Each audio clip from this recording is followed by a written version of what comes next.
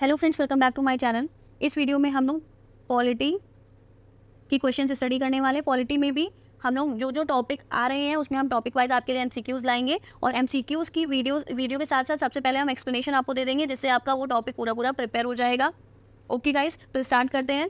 Question number 1 है, भारत के संविधान में शामिल राज्य के नीति निदेशक सिद्धांतों की अवधारणा किस संविधान से ली गई है। यहाँ पे बात कर रहा है राज्य के नीति निदेशक सिद्धांत। तो राज्य के नीति निदेशक सिद्धांत को पहले हम जान लेते हैं कि है क्या ये। राज्य के नीति निदेशक सिद्धांत भाग 4 में, संविधान के भाग 4 में है। आर्टिकल 36 से 51 तक की डायरेक्टिव प्रिंसिपल्स हैं आपके। इसको बोलते हैं हम लोग directive principle of state policy.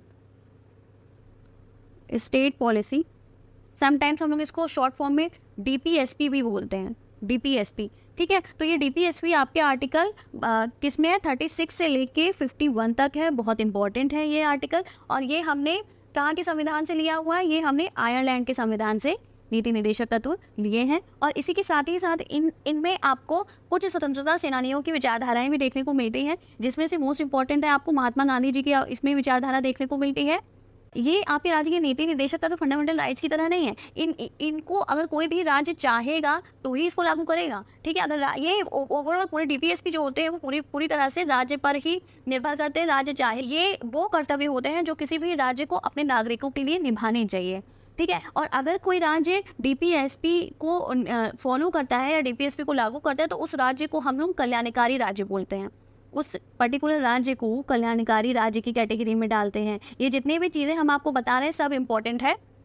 इससे बाहर डीपीएसपी से कोई भी क्वेश्चन नहीं जाएगा। ठीक है, और ये पूरी तरह राज्य पर निर्भर करते हैं कि वो राज्य चाहे तो लगाए और डीपीएसपी या तो ना लगाए। और डीपीएसपी को हम लोग न्यायालय में जो है चुनौती भी नहीं दे सकते। जैसे फंडामेंटल राइट्स के हनन होने पर हम चुनौती दे सकते हैं, लेकिन हम डीपीएसपी को के लिए चुनौती नहीं दे सकते, क्योंकि ये पूर्णतः राज्य पर निर्भर होते हैं। राज्य चाहे तो इसको लगाए, राज्य चाहे तो इसको ना लगाए। डीपीएसपी जो है जनता को जो 3 तरीके की स्वतंत्रता प्रदान करता है। एक तो राजनैतिक,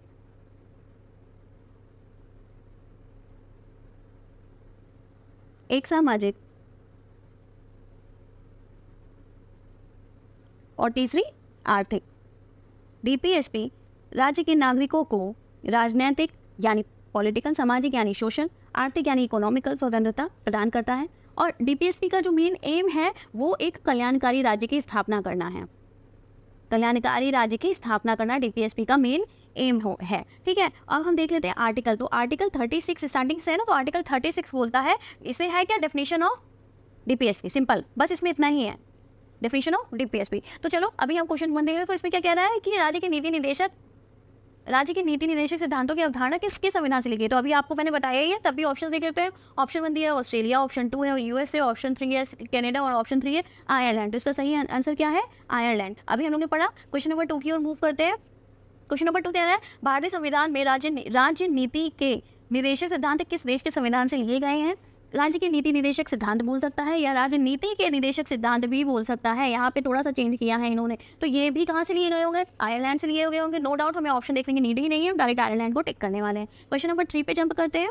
भारतीय संविधान में शामिल नीति निदेशक सिद्धांत, ये देखिए क्वेश्चन थोड़ा सा चेंज किया इन्होंने, कुछ भी आ सकता है। तो हर टाइप के क्वेश्चन हम कराते रहे ताकि आपको कंफ्यूजन कहीं ना हो। और इसीलिए हम पहले आपको डिस्क्राइब करते हैं उस क्वेश्चन के बारे में या उस वीडियो में हम क्या पढ़ाने वाले हैं, जिससे आपको आने वाले क्वेश्चन को समझने में आसानी हो। ठीक, आप आंसर्स खुद ही निकालने में सक्षम हो। तो इसमें क्या रहा है, भारतीय संविधान में शामिल नीति निदेशक सिद्धांत किसके संविधान से प्रेरित है, किसके संविधान से प्रेरित है। तो हमें ऑप्शन देखना ही नहीं है, डायरेक्ट आंसर है आयरलैंड। ठीक है, नेक्स्ट क्वेश्चन में जंप करते हैं। क्वेश्चन क्या है, क्वेश्चन नंबर 4, भारतीय संविधान के किस भाग में भारत को एक कल्याणकारी राज्य के रूप में स्थापित करने की बात कही गई है। तो अभी हमने आपको बताया था ना कि जो राज्य आपको डीपीएसपी को लागू करता है वो कल्याणकारी राज्य कहलाता है। तो भारत में ही तो है डीपीएसपी, भारत का ही तो डीपीएसपी है, जो कि हमने आयरलैंड के संविधान से लिया है, भारत के संविधान में ही तो लिया है। ठीक, तो भारत को एक कल्याणकारी राज्य के रूप में स्थापित करने की बात करता है। आपको समझ में आ गया होगा। ठीक है, चलो अब हम लोग ऑप्शन देखते हैं। क्या रहा है, ऑप्शन 1 है, संविधान की प्रस्तावना में ये बात कही गई है कि मौलिक अधिकार में, जो कि भाग 3 में है, उसमें कही गई है कि राज्य के नीति निदेशक सिद्धांत, जो कि भाग 4 में, उसमें कही गई है कि भारतीय संविधान की अनुसूची 4 में कही गई है। तो ये किसमें कही गई है, कल्याणकारी राज्य की बात ऑप्शन 3 राज्य के नीति निदेशक सिद्धांत में की गई है। क्वेश्चन नंबर 5 पे जंप करते हैं। भारतीय संविधान के निम्नलिखित में से किस भाग में सामाजिक एवं आर्थिक लोकतंत्र सुनिश्चित किया गया है। ऑप्शन 1 दिया है आपका आपात स्थिति के प्रावधान में सुनिश्चित किया गया है, कि ऑप्शन 2 दिया है केंद्र राज्य संबंध में सुनिश्चित किया गया है सामाजिक और आर्थिक लोकतंत्र, या राज्य के नीति निर्देश सिद्धांत में सुनिश्चित किया गया, या इनमें से कोई नहीं। तो अभी हमने आपको पढ़ा था कि डीपीएसपी जनता को 3 प्रकार की स्वतंत्रता प्रदान करता है, एक राजनीतिक, एक सामाजिक, एक आर्थिक। तो यहाँ पे बात कर रहा है सामाजिक आर्थिक, तो ये क्या है, डीपीएसपी मतलब राज्य के नीति निर्देश सिद्धांत। क्लियर है। ऑप्शन 6 पे, क्वेश्चन नंबर 6 पे जाते हैं। क्वेश्चन नंबर 6 कह रहा है भारतीय संविधान नागरिकों के लिए आर्थिक न्याय किसके माध्यम से सुनिश्चित करता है। आर्थिक न्याय की बात कर रहा है, 3 प्रकार के देता है, आपको बता चुके हैं हम, राजनीतिक, सामाजिक और आर्थिक किसके द्वारा दिया जाता है। तो ऑप्शन देखने की जरूरत ही नहीं है, डायरेक्ट आंसर करिए। ऑप्शन नंबर 4 पे जाते हैं, राज्य के नीति निर्देश सिद्धांत टिक करते हैं। आगे जंप करते हैं। क्वेश्चन नंबर 7, यदि सरकार द्वारा राज्य नीति के निदेशक सिद्धांतों को लागू नहीं किया जाता है तो एक नागरिक निम्नलिखित में से किसके पास जा सकता है। ऑप्शन 1 उच्च न्यायालय के पास, ऑप्शन 2 उच्चतम न्यायालय के पास, ऑप्शन 3 राष्ट्रीय मानवाधिकार आयोग के पास, ऑप्शन 4 इनमें से कोई नहीं। तो हमने आपको बताया कि आपका जो डीपीएसपी है वो आर्टिकल 36 से लेकर 51 तक है, आयरलैंड के संविधान से लिया गया है। जो राज्य लागू करता है उस राज्य को हम कल्याणकारी राज्य का दर्जा देते हैं, ये बताएं। और आपको ये बताया कि डीपीएसपी जनता को 3 प्रकार के राइट देता है, एक स्वतंत्रता प्रदान करता है, राजनीतिक, सामाजिक, आर्थिक। ठीक, आर्टिकल 36 बताया मैंने आपको, डेफिनेशन ऑफ डीपीएसपी। आर्टिकल 37 नहीं बताया आपको। तो आर्टिकल 37 के अकॉर्डिंग क्या है कि आर्टिकल 37 कहता है कि आप डीपीएसपी के अगेंस्ट आप न्यायालय में नहीं जा सकते, मतलब one can not go in a court against DPSP. ये आपका एक्सप्लेन करता है आर्टिकल 37। आर्टिकल 37 के अकॉर्डिंग डीपीएसपी को हम न्यायालय में चुनौती नहीं दे सकते, मतलब डीपीएसपी आपके वाद योग्य नहीं होते। आर्टिकल 37 के अकॉर्डिंग डीपीएसपी वाद योग्य नहीं होते। ठीक है, तो इसमें क्या क्वेश्चन कह रहा है कि लागू नहीं किया, अगर सरकार द्वारा डीपीएसपी को लागू नहीं किया तो नागरिक कहाँ जाए, कहीं नहीं जा सकता। ऑप्शन नंबर 4 सही आंसर है। समझ में आ गया, क्योंकि आर्टिकल 37 के अकॉर्डिंग ही ये दिया हुआ है कि हम डीपीएसपी को कहीं चुनौती ही नहीं दे सकते। One can not go in a court against DPSP. Hope so आपको क्लियर होगा। मूव करते हैं क्वेश्चन नंबर 8 में। क्वेश्चन नंबर 8 कहता है भारतीय संविधान का कौन सा अनुच्छेद यहाँ निर्धारित करता है कि राजकीय नीति के निदेशक सिद्धांत किसी न्यायालय द्वारा लागू नहीं किए जा सकते। अभी आपको एक्सप्लेन किया है, ठीक है, यही तो कह रहा है सिंपल कि ये किसी न्यायालय द्वारा लागू नहीं किया जा सकता। कौन सा आर्टिकल था, आर्टिकल 37। देख लो कौन सा ऑप्शन है, यहाँ पे ऑप्शन नंबर सी इसको क्लियर कर रहा है। ठीक, आगे मूव करते हैं क्वेश्चन नंबर 9 पे। संविधान का कौन सा भाग राज्य नीति के निदेशक सिद्धांतों से संबंधित है। कौन सा भाग संबंधित है, हमने अभी पढ़ाई है, भाग 4 संबंधित है। देख लो ऑप्शन कौन सा है, बी। ठीक है, आगे मूव करते हैं क्वेश्चन नंबर 10। क्वेश्चन नंबर 10 कह रहे हैं हमारे संविधान में निदेशक सिद्धांत है। हमारे संविधान में निदेशक सिद्धांत, ठीक, ये क्या है, मतलब इसको चेक करना है हमें। ऑप्शन ए कानूनी न्यायालयों द्वारा प्रवर्तनीय है, ऑप्शन बी अर्ध प्रवर्तनीय है, ऑप्शन सी आंशिक रूप से प्रवर्तनीय और आंशिक रूप से अप्रवर्तनीय है, ऑप्शन डी कानूनी अदालतों द्वारा अप्रवर्तनीय है। तो अभी मैंने आपको बताया आर्टिकल 37 के अकॉर्डिंग कि डीपीएसपी वाद योग्य नहीं होते हैं।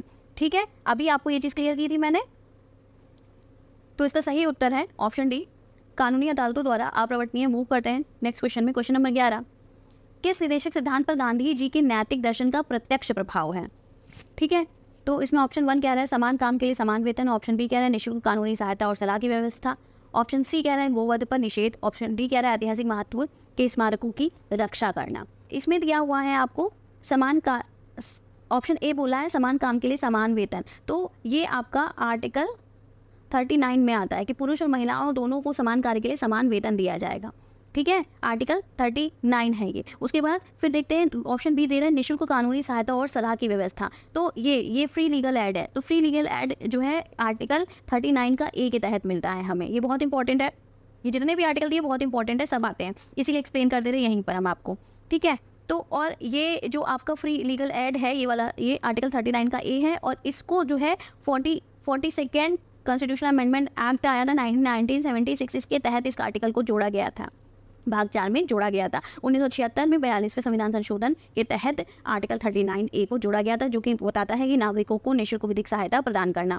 और फिर यहाँ पे ऑप्शन आपको ऑप्शन सी कह रहा है गोवध पर निषेध, और ये आपका आर्टिकल है 48, ये 48 आर्टिकल है। ठीक, उसके बाद फिर कह रहा है कि ऐतिहासिक महत्व के स्मारकों की रक्षा करना, ये आर्टिकल 49 है। ठीक, फिर से देख लो, समान काम के लिए समान वेतन 39 आर्टिकल, निःशुल्क कानूनी सहायता और सलाह की व्यवस्था 39 का ए है। ये 42 अमेंडमेंट कॉन्स्टिट्यूशन अमेंडमेंट एक्ट 1976 के तहत जोड़ा गया था। गोवध पर निषेध आर्टिकल 48 है। ऐतिहासिक महत्व आर्टिकल 49 है। ठीक, तो अब यहाँ पे ये तो आर्टिकल जान लिए मैंने। यहाँ पे कह रहे हैं गांधी जी के नैतिक दर्शन किसमें पड़ता है, तो गोवध पर निषेध गांधी जी के नैतिक दर्शन पे, मतलब कुछ बातें हमने बताया था ना, इन्होंने कहा था जिसमें से ये बात भी थी जो कि आर्टिकल 48 में है। मूव करते हैं नेक्स्ट क्वेश्चन पे, तो इसका सही उत्तर भी देख लो, आर्टिकल सी।